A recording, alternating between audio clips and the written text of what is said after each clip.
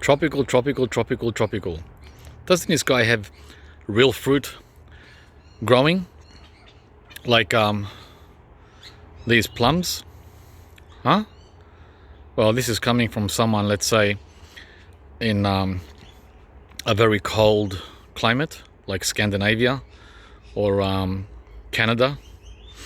Well, yes, I do, guys. Remember, I'm in a temperate climate. Temperate climate means we can grow both tropical and cold climate fruit. That's the beauty of a temperate climate. It's somewhere in between.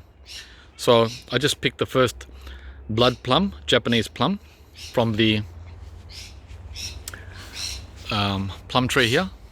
I can't remember what variety it is, but this year was a low crop because I butchered it in winter. As you can see here, I went around and butchered every part of the tree. I'm talking massive butchering, right? Like I did the mulberry. And the reason I did that was I'm trying to bring the height down, but it affected the fruit set. Oh well, not a problem.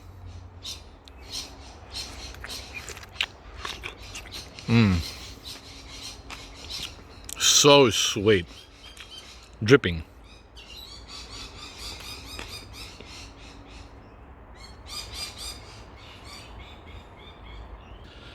So we got about a dozen from the tree this year. Usually it's a great bearer. Whoops, that just dropped. Usually it gives us about 50 or more, but this year only about a dozen. There's one that's ripe.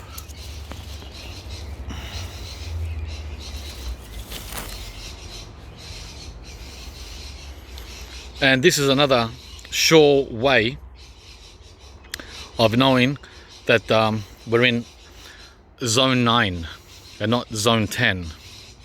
Yep, I'm going to talk about that again, because I don't want to mention their name.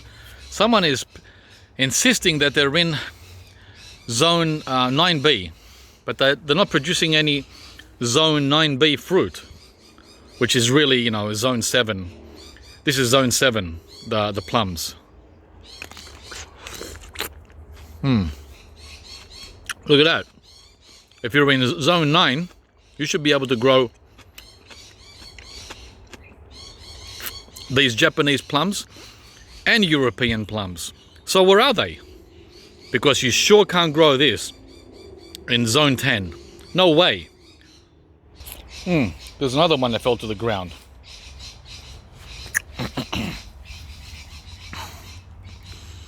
Wow. Yeah. Show me your zone 9 fruit if you're in zone 9. Come on. You can't. And the reason you can't is because you're in zone 10. Wow. Look at that. Just dripping from my hand. So what's the difference between being in zone 9 and being in zone 10? I'm going to keep repeating it over and over so that you all understand. The difference is, guys, in zone 10, you cannot have an abundance of European plums without all the problems that you get in zone 10, right? Like fruit fly. Where do we start? Fruit fly, low chill, right? It's just problem after problem after problem. I don't have those problems here at all. Why? Because I'm not in zone 10. Guys, that's why. I'm in zone 9. 9A, 9B, it's variable, okay? One day it's zone 9A and the next day it's zone 9B. That's where I am. I'm nowhere near zone 10. So I want to make that abundantly clear. So if you're not able to grow these fruits I'm showing you here, then you're not in zone 9. Sorry, that's the truth of it. You're in zone 10. End the story. Okay? End the story. It's not debatable. Show me evidence. Forget about USDA. Show me evidence. Show me the plums. Show me your cherries, your European cherries. Show me your apricots. Then I'll believe you. Then you're in zone 9B. So as they say, put up or you know what up. Thank you. So even though I don't know the name of this variety of, well, I do know it. I just got to look for the label. It's somewhere in the shed. So even though I don't remember the variety, the thing I like about it most is the birds leave it alone. For some odd reason, the birds will not eat this plum. Can you believe that? Can you believe the insanity of these guys? But I'm not complaining, guys. I'm just sharing with you what goes on here at Fruitopia. And talking about sharing, thanks very much. We're going to bring those in now and let these sweeten up in the house. And the other beauty about this tree is it holds the fruit for over 2 months. So from now, the beginning of January, until the first week of March. So pretty cool. No fruit fly, no pests, nothing. Right? And no birds. Wow, sounds like a trifecta. Yeah, this is how picky the birds are here at Fruitopia. This is another plum tree, right?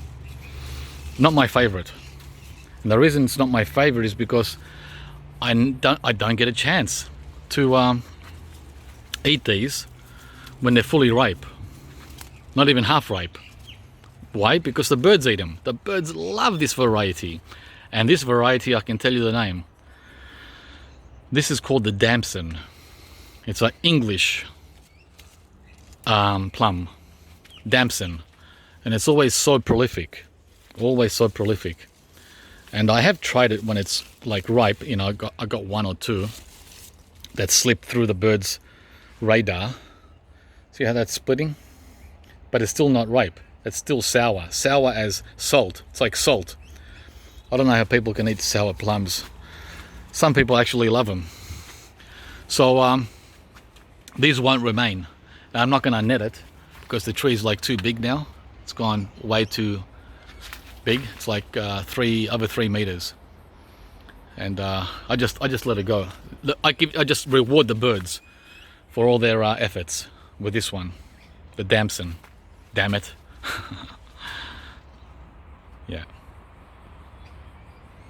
So right next to this tree is another plum, my favorite plum, side by side.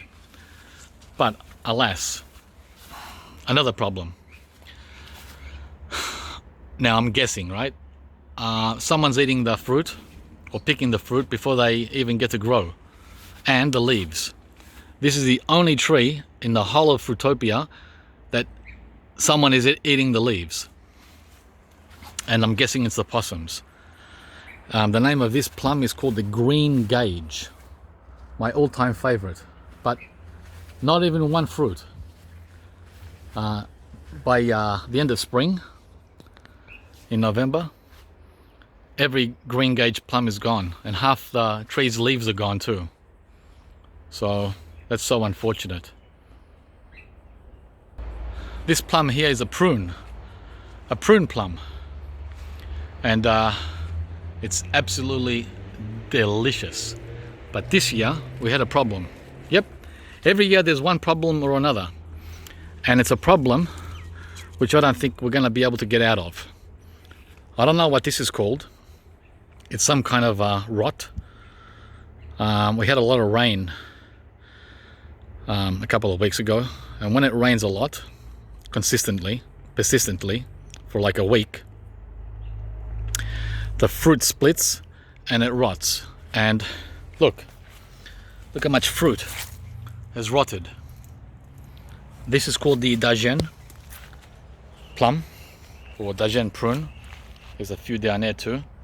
And I'm hoping, crossing my fingers, see, look,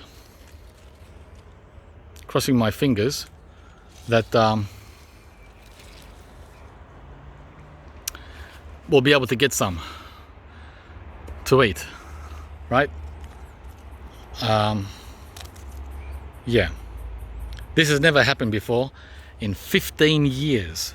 I've had this tree for 15 years. I've never had rotting issues on this prune plum. Because we had a wet summer, which we don't do. We get dry summers.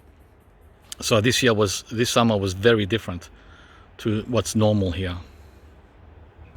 But even so, the tree is so loaded with fruit.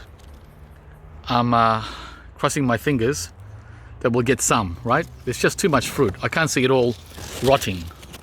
It's too much to rot. Come on, right? There's over 300 fruit on here. All we want is about 100. About 200 has already fallen. There's more there. It's rotten. See that? And more here. And more there. And more here. That's the problem. See that? Here in the front yard, I have 2 more plums, which are a lot newer. I planted these like 6 years ago, so they're about 7-8 years old, and they're both gauge plums, green gauge and Coe's golden gauge. And the problem we have with these two is pollination. I don't know what's going on, right? We only get like 2 or 3 fruit from each tree every year, and that's ridiculous because it sets thousands of flowers. Here's the other one. Look at the size of it, right? So there's the fruit there. There's one of the 2 fruit there. Extremely tasty, by the way, and very small. These are tiny plums, the smallest plums out of all the plums. Look how small it is. That's how big it is when it's fully ripe. But wow, what a flavor it packs. But yeah, we have pollination issues. All the flowers just drop and we only get 2 or 3 fruit. There's another one there. So I've been researching, and it says I need a different kind of plum. Yeah, right. Depends who you ask. Some websites say they pollinate each other, these 2 plums here. And other websites say, nope, you need a different variety to pollinate. So yeah, that's my plum collection, guys.